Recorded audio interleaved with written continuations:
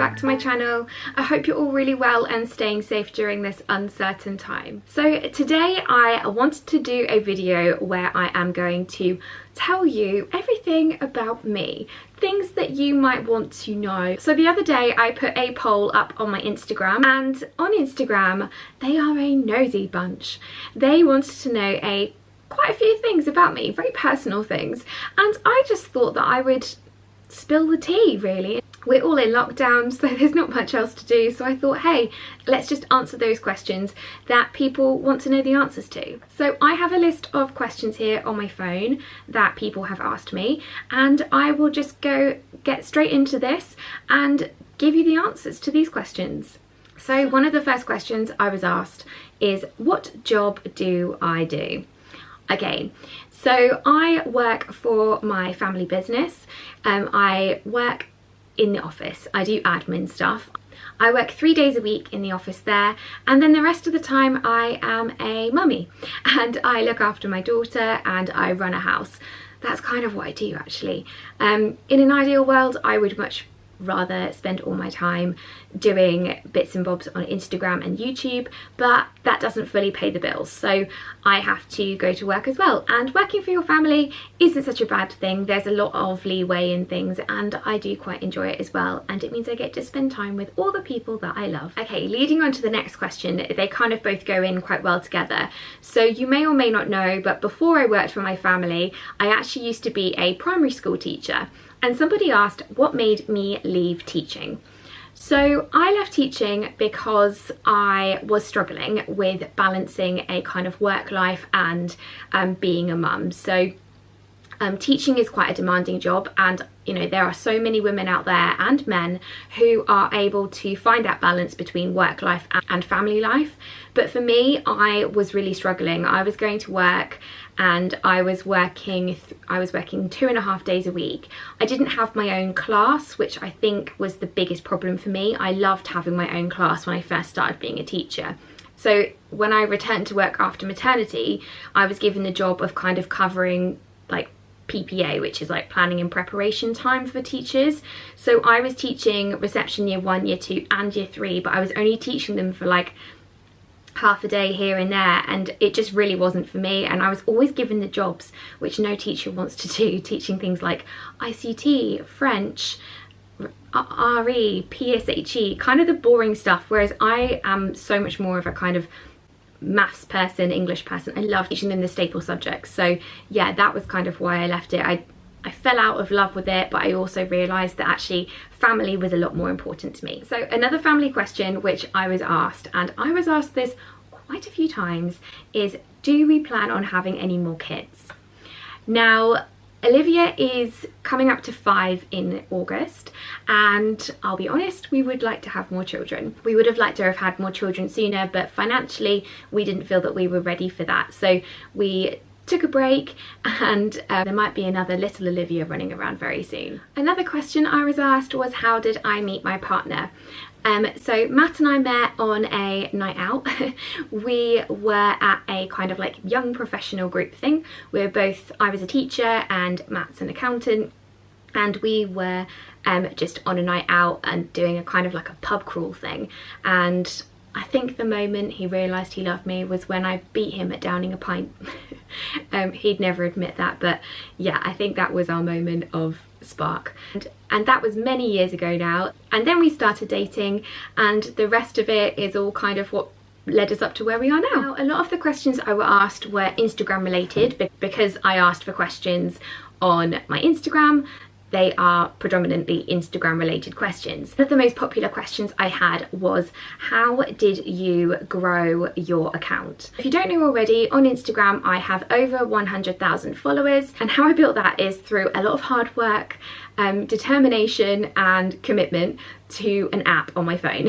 I shared my story not long ago about how I grew my Instagram, and it all kind of started really last year. I had been on Instagram since January 2017. It wasn't until last year, in March 2019, that my account really started to take off.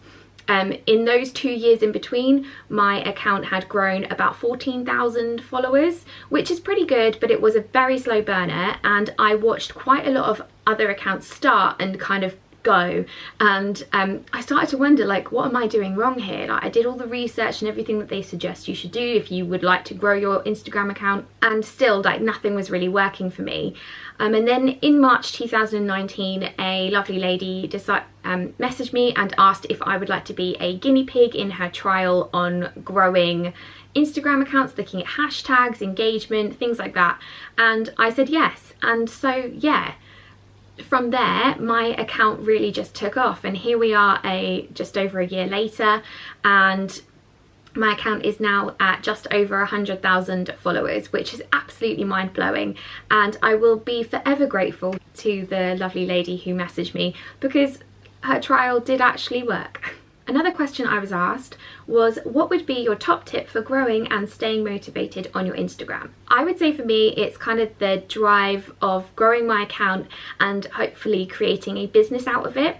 That is my ultimate goal with my Instagram account and with my YouTube, is I would like to establish my own business. So that kind of keeps me going, it keeps me motivated. I'm always looking on Pinterest, YouTube, Instagram for ideas and tips on like new content I can create as well, because sometimes it could become quite stagnant. I think that, you know, you kind of just sharing the same thing over and over again.